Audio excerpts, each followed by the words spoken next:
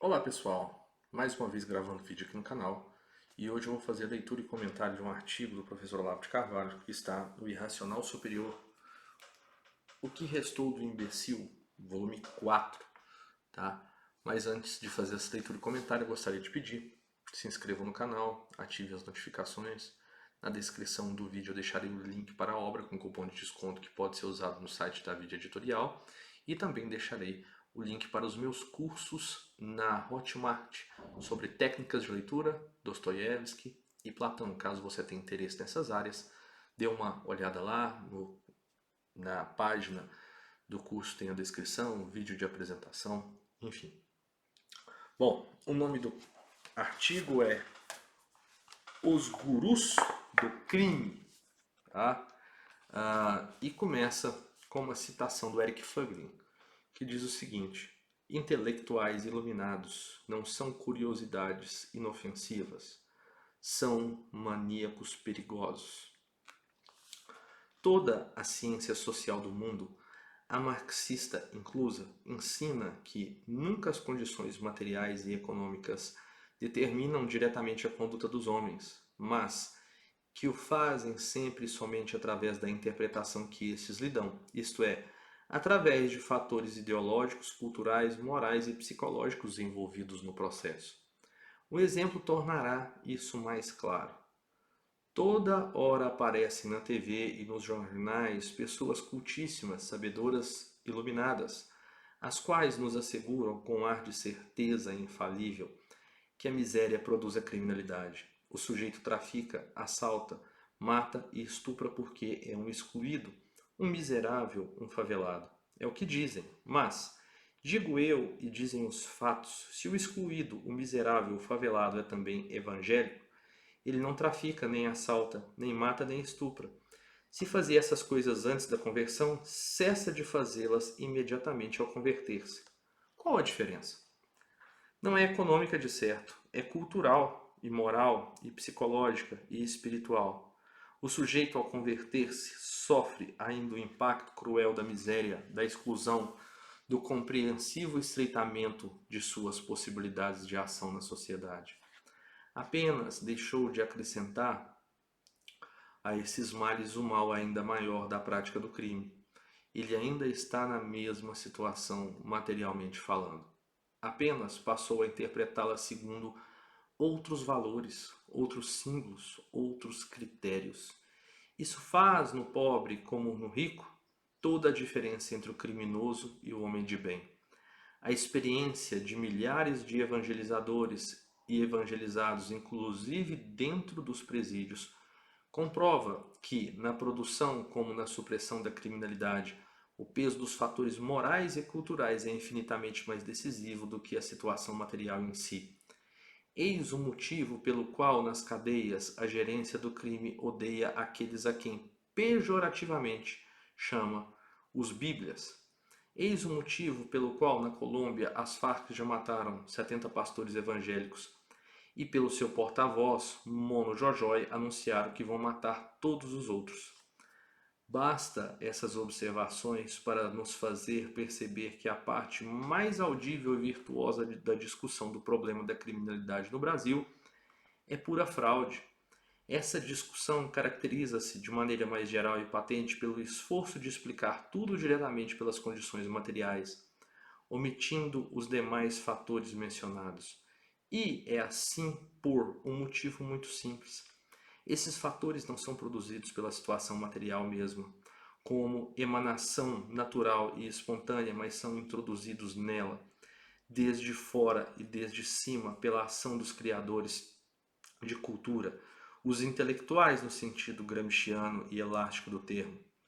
Ora, quem são os cérebros iluminados que na hora da crise e agonia aparecem na TV e nos jornais para receitar soluções? São os próprios intelectuais militantes. Quando esses homens, ao analisar uma situação catastrófica, omitem o elemento cultural, estão ocultando a contribuição que eles próprios deram à produção da catástrofe. E aqui existe um papel fundamental na cultura, né? Tanto que nós vemos que artistas que em suas letras geralmente incitam ou frequentemente a criminalidade, boa parte deles suspeita-se que estejam envolvidos diretamente com o narcotráfico. Então, aqui é um ponto muito de extrema importância, que é o fator decisivo da cultura nas escolhas pessoais das pessoas, sendo redundante, mas como as escolhas feitas com base nesses valores culturais, né, determinam as escolhas. Então, há um outro artigo do professor Olavo de Carvalho na playlist que eu tenho, que fala justamente da celebração da criminalidade, ali, e é um artigo ainda de 96, e ele vai falar dessa celebração, dessa cultura criminosa que existe no Brasil, né?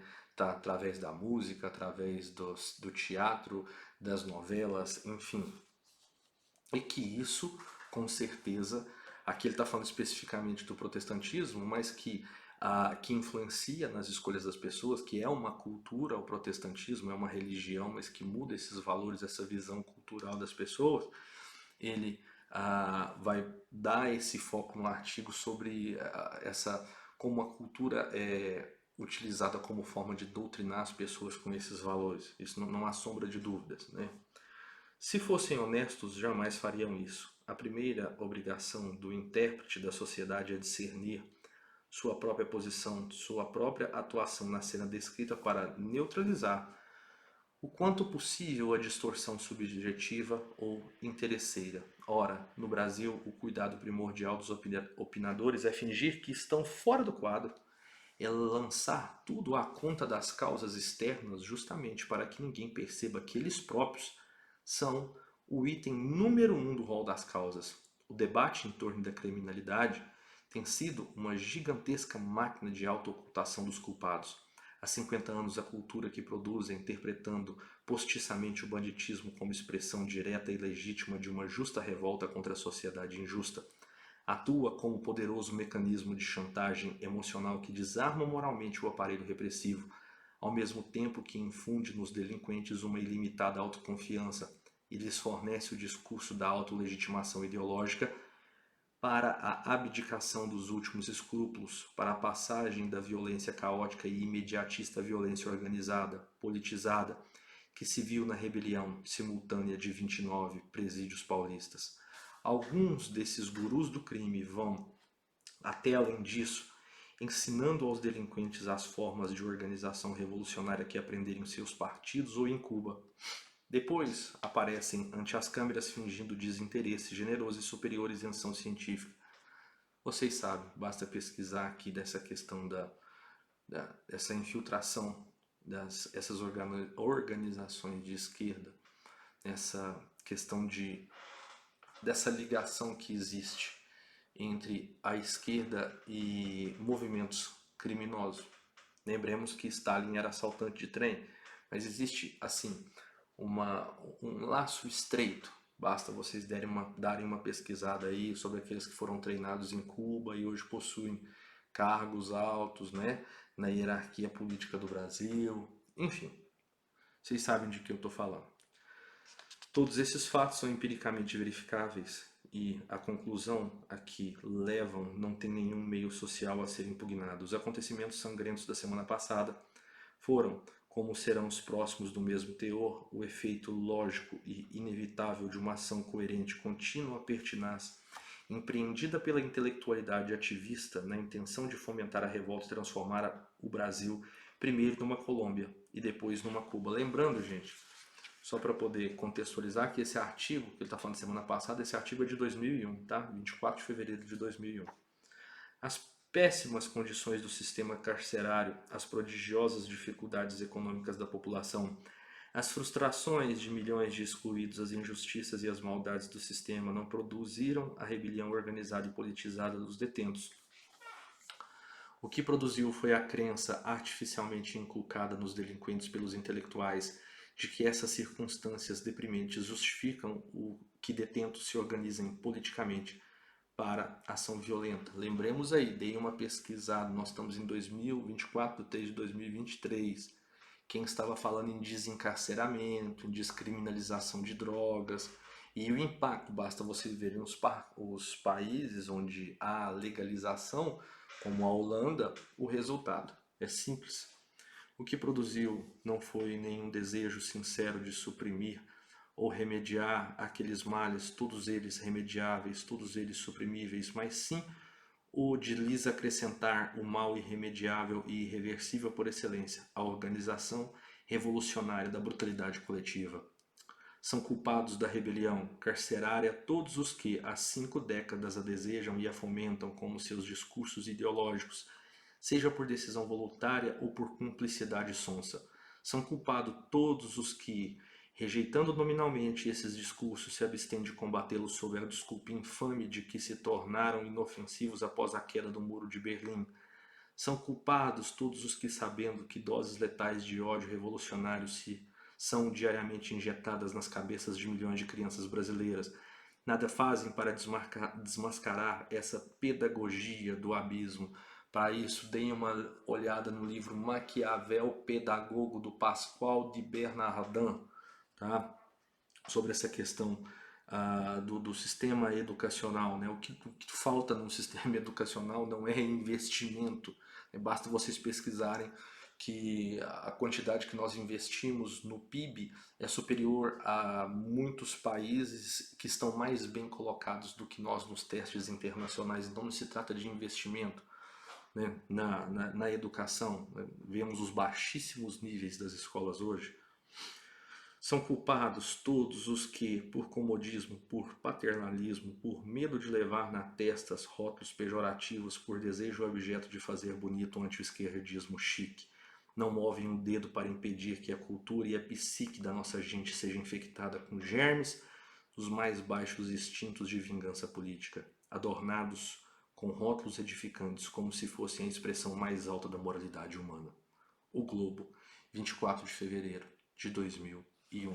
Como eu disse em vídeos anteriores, gostaria de pedir não só que se inscrevessem, que dessem uma olhada nos cursos, enfim, mas que também assistam a playlist do professor Olavo de Carvalho. Há mais de 40 gravações aí de artigos e comentários para vocês, para que vocês possam ter uma visão mais abrangente sobre o papel dele como analista político, tá? E a sua capacidade de previsão. Nós estamos falando aqui nesse vídeo de um artigo de 2001, né?